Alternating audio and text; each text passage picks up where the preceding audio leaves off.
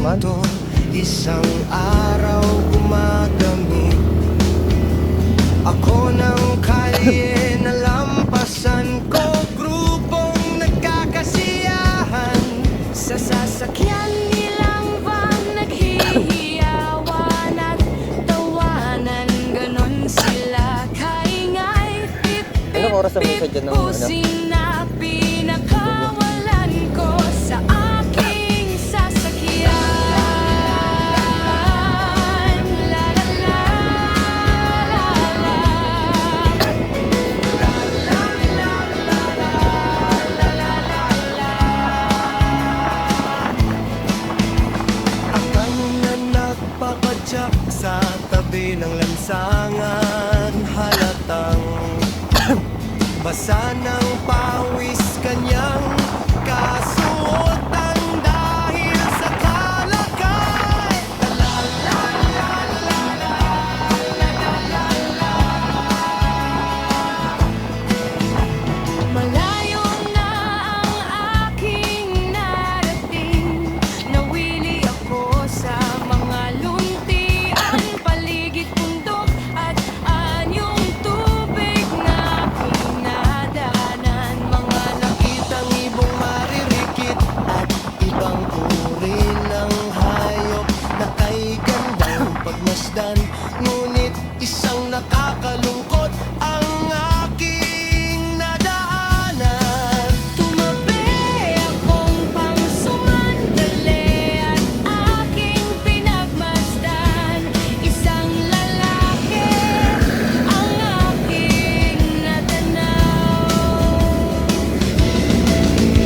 Sa aking kinaroroonan, nakadapa sa kanyang motorsiklo.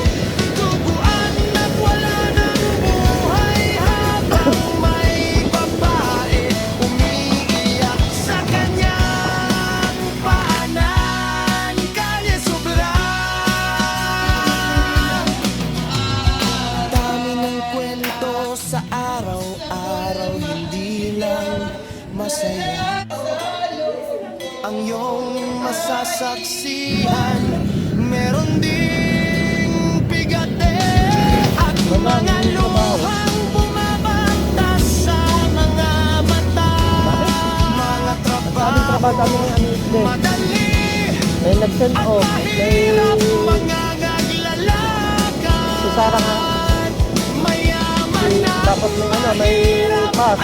Tapos meron pa kami kayo ng yung ano, wala silang judging ng ano, ng investigator.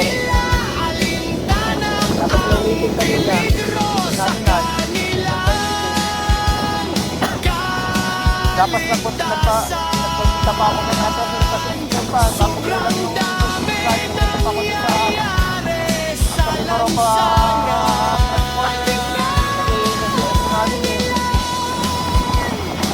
Bukas pa masusunod.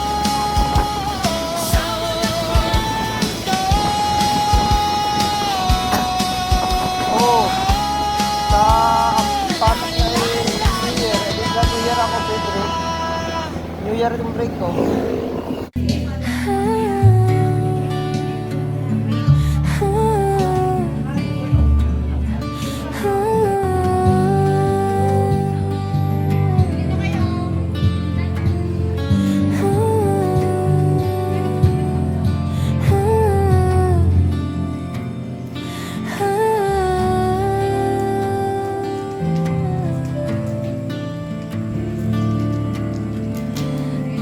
Matatanda, tinalikuran at nalimutan na ng tadhana. Ngayon, umaasa ng tulong mula sa madla. Ikaw ako, sana maramdaman natin sila. Mabahaginan natin sila.